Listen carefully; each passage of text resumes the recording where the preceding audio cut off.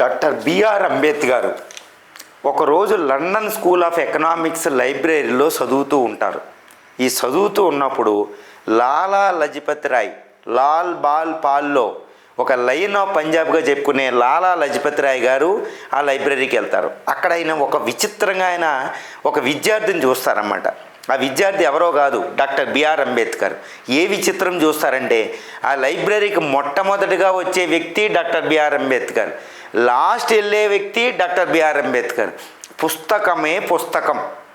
లాలా లజపత్ రాయ్ గారు చూస్తారు, ఎందుకంటే ఆయన ఇండియా వదిలి అక్కడ అజ్ఞాతంలో ఉంటారు. ఆయన ఎప్పుడూ కూడా ఆయన భారతదేశ విముక్తిని చేయడమే లక్ష్యం అనమాట లాలా లజపత్ రాయ్, మీకు తెలుసు. అలాంటి లాలా లజపత్ రాయ్ గారు అంబేద్కర్ దగ్గరికి వచ్చి ఒక్క విషయం అడుగుతారు. నువ్వు చూస్తే ఇండియన్లా ఉన్నావు, నీదేంటంటే ఆయన చెప్పగానే చెప్తారన్నమాట. ఇప్పుడు భారతదేశం విపత్కర పరిస్థితిలో ఉంది, దాన్ని విముక్తం చేయాలి. భారతదేశ సంస్కృతిలోనే విపత్కర పరిస్థితిలో ఉంది, దాన్ని విముక్తం చేద్దాం, నీలాంటి విద్యార్థులు కావాలి, రండి అని ఆహ్వానిస్తాడు. లాలా లజపత్ రాయ్ లాంటి వ్యక్తిత్వం ఉన్న అంత అత్యున్నత స్థాయి వ్యక్తి. కానీ డాక్టర్ బిఆర్ అంబేద్కర్ వెంటనే దాన్ని రిజెక్ట్ చేస్తారు. ఎందుకు రిజెక్ట్ చేస్తారు అంటే లాలా లజపత్ రాయ్ ఇన్విటేషన్ అవమానించడం కాదు. లాలా లజపత్ రాయ్ గారికి చెప్తారనమాట, ఏమనంటే లాలా లజపత్ రాయ్ గారు, మీరు మహోన్నత వ్యక్తి, మహోన్నత నాయకుడు, భారతదేశానికి మీలాంటి వాళ్ళు అవసరం, కానీ నేను ఎన్నుకున్న మార్గం వేరు, అదే భారతదేశాన్ని శాశ్వత విముక్తి, భారతీయులకు శాశ్వతమైన మార్గనిర్దేశం చేస్తాను. ఆయన ఆ సమయంలో చెప్పేటప్పుడు ఏముందో ఆయన మైండ్లో మనకు తెలియదు కానండి, ఆయన భారత రాజ్యాంగాన్ని తయారు చేశారు. భారత రాజ్యాంగ నిర్మాత, ఆధునిక మనువు, మోడర్న్ మనువు, ఆ పదాలు చూడండి. నవభారత రాజ్యాంగ నిర్మాత, ఆధునిక మనువు, is the father of the Indian constitution in the words of the Nehru and doctor Rajendra Prasad. గుర్తుపెట్టుకోండి, ఏంటండి అంత గొప్పతనం, అసలు ఏం చేస్తున్నాడంటే అప్పుడు మీకు చెబితే నమ్మదు. ఆయన టైంలో ఫుడ్ లేదు, ఆయన భార్య రామాబాయి ఇక్కడ పని మనిషిగా చేస్తూ పంపించే కొన్ని డబ్బులు ఆయన ఫ్యామిలీని పోషించుకుంటూ. పిల్లోడు చనిపోతాడు, గంగాధర్రావు అనే పిల్లోడు, చిన్న పిల్లవాడు. కానీ ఆయన బ్రిటన్ వదిలి రాలేడు, చదువుకుంటూనే ఉంటాడు. భార్య కూడా చదువుకోండి అంటది. ఆయన ఏం చేస్తున్నాడో కూడా తెలియదు, చదువు చదువు చదువు.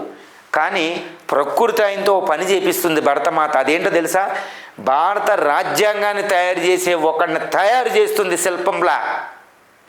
అది ఆయన చేస్తున్నది. ఆయన ఒకటే ఫోకస్, ఆ రాజ్యాంగాన్ని భారత రాజ్యాంగాన్ని అంబేద్కర్ మాటల్లో చెప్పాలంటే రాజ్యాంగ పరిషత్తులో ఒక మాట అంటాడనమాట. అదేంటంటే, మీరు it's not a mere book of laws, it carries the soul of India, it's a living document. ఆయన ఏమంటాడంటే, ఈ భారత రాజ్యాంగం అనేది కేవలం చట్టాలు రూల్స్ని చెప్పేది కాదు, భారతదేశం యొక్క ఆత్మను మోసేది. అందుకే ఇది సజీవ భారత రాజ్యాంగం అంటాం, సజీవ పత్రం అంటాం. అసలు ఆ పదం ఉంటుందండి మీకు. దీన్నే రాజేంద్ర ప్రసాద్ గారు కూడా చెప్తారు తర్వాత, ఆ రోజు సంతకం పెట్టేటప్పుడు నవంబర్ 26. అర్థమైందండి, ఇంతటి ఒక మహోన్నతమైన అన్పారలల్ కాన్స్టిట్యూషన్ని ఆయన మనకి ఇచ్చాడు.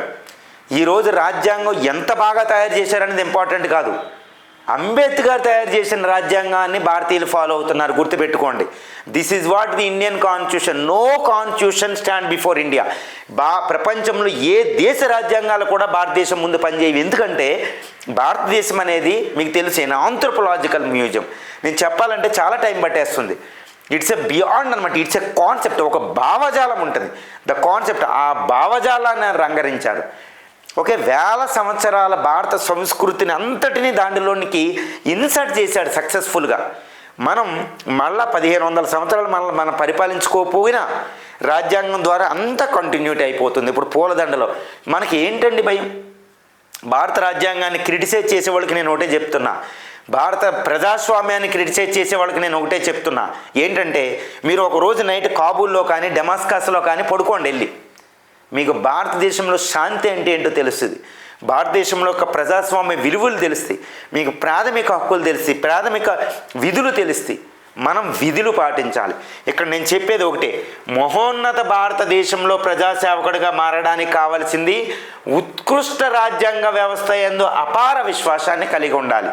అపారమైన విశ్వాసాన్ని కలిగి ఉండాలి. నేను ఒకటే చెప్తున్నా, మీ మతాల యందు మీరు విశ్వాసం కలగడం కంటే ఎక్కువ విశ్వాసం కలిగి ఉండాలి. ఎందుకంటే it is the law of the land, it is the biggest religion. అందరినీ పోషించేది భారత రాజ్యాంగం. ఎందుకంటే అన్ని మతాలని అక్కడ పెట్టుకుని కూర్చుంది. ఓకేనా? Unshakeable faith in unparalleled Indian constitutional system is the essential characteristics to become the servant of India. ఎంతోమంది సర్వెంట్ ఆఫ్ ఇండియా అవ్వాలనుకుంటున్నారు. నేను సర్వెంట్ ఆఫ్ ఇండియా, నేను సర్వెంట్ ఆఫ్ ఇండియా. రాజకీయ నేతలు ఓకే, 3 వ్యవస్థలు, రాజ్యాంగ వ్యవస్థ అనగానే 3 వ్యవస్థలు ఉంటాయండి. చాలా లోతైంది అది. న్యాయ వ్యవస్థ, ఓకే, ఎగ్జిక్యూటివ్ కార్యనిర్వాహక వర్గం, అదేవిధంగా చట్టసభలు, 3 వ్యవస్థలు ఉంటాయి. చట్ట వ్యవస్థ, okay, legislative system, judicial system and executive system. అవునా కదండి? ఈ కార్యనిర్వాహక వర్గం కానీ, పొలిటీషియన్స్ కానీ ఎవరైనా, ముఖ్యంగా కార్యనిర్వహణ, నేను ఐఏఎస్ అవ్వాలి, ఐపీఎస్లు అవ్వాలి, నేను జడ్జిలు అవ్వాలి, చట్టాన్ని రక్షిస్తాను, రాజ్యాంగాన్ని రక్షిస్తానని ప్రమాణం చేస్తారు వాళ్ళు. ఓకే, రాజకీయ నాయకులు రాజ్యాంగాన్ని ప్రొటెక్ట్ చేస్తారని ప్రమాణం చేస్తారు రాజ్యాంగం మీద పెట్టి. ఓకేనా? వీళ్ళందరికీ ఒకటే, ఎస్పెషల్లీ ఐఏఎస్ ఐపీఎస్లు అవ్వాలనుకునే స్టూడెంట్లు కూడా నేను చెప్తున్నాను ఏంటంటే, మొట్టమొదటిగా మీరు ఐఏఎస్ ఐపీఎస్ అవ్వాలంటే దానికి అర్హత రాజ్యాంగ వ్యవస్థ ఏందో అపారమైన విశ్వాసాన్ని కలిగి ఉండాలి. మీ టెస్ట్ అదే, మీకు అన్ని ఎగ్జామ్స్లో అదే పరిశీలిస్తారు, అదే పరీక్షిస్తారు. అదేవిధంగా మెయిన్స్ ఎగ్జామినేషన్, ఇంటర్వ్యూలో కూడా అదే పరీక్షిస్తారు. ఇది మీకు ఉంటేనే మీరు ఐఏఎస్లు ఐపీఎస్లు అవుతారు, ఇది మీకు ఉంటేనే దేశ సేవకులు అవుతారు. అందువల్ల భారత భావజాలం యొక్క లక్షణం ఏంటంటే, భారత రాజ్యాంగ వ్యవస్థ యందు అపార విశ్వాసాన్ని కలిగి ఉండాలి. అది ఈ మహోన్నత వ్యక్తి మనకిచ్చింది. ఇది మనకి కోకొల్లలండి భారత రాజ్యాంగంలో, భారతదేశ చరిత్ర సంస్కృతిలోని కోకొల్లలు. శ్రీరామచంద్రుడు ఉంటాడు. శ్రీరామచంద్రుని భార్య సీతామాతని అడవుకు పంపిస్తారు ప్రెగ్నెంట్గా ఉన్నప్పుడు. అది ఏ కారణమైనా కానీ ఆవిడ భర్తని త్యజించాలి. భర్తని 14 సంవత్సరాల పిల్లలను వచ్చేదాకా పోషిస్తుంది. ఆవిడ వెళుతూ పిల్లలకి ఏం బోధిస్తుందో తెలుసండి? వ్యవస్థ యందు అపారమైన నమ్మకం ఉండండి.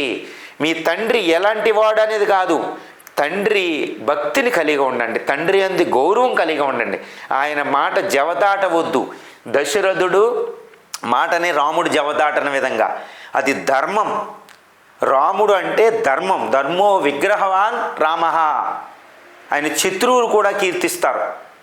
ఆ రామధర్మమే చట్టాన్ని అతిక్రమించకుండా ఉండడం, చట్టాన్ని అతిక్రమించకుండా దాని ప్రాణమైన వదిలేస్తాడు. సీత కూడా అదే ఫాలో అవుతుందండి.